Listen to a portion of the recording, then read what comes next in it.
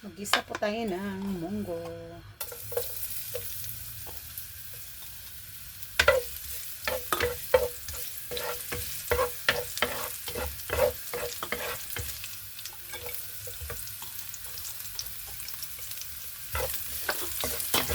Mag-isa tayo ng munggo.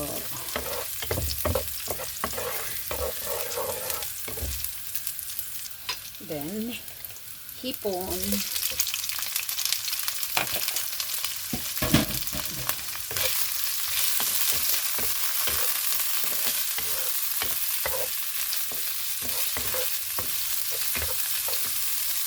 Lagyan natin ng konting black pepper.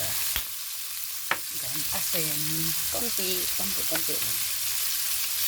Kasi may timpla na yung aking hipon.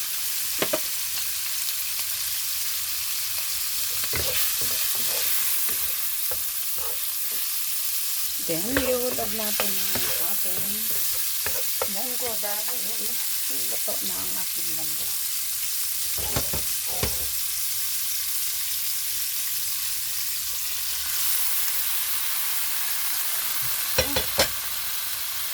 Sarap na yan.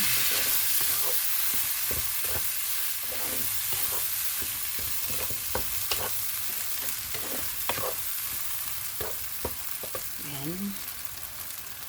I-transfer lang natin sa ating caldero.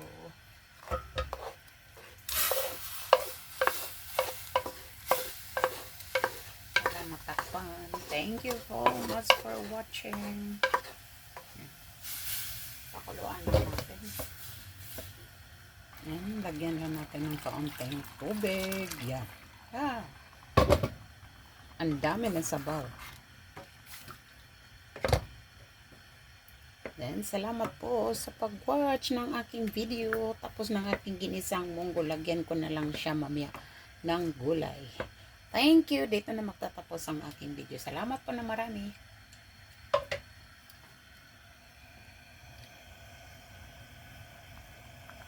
Ay, masarap ang aking munggo with hepon.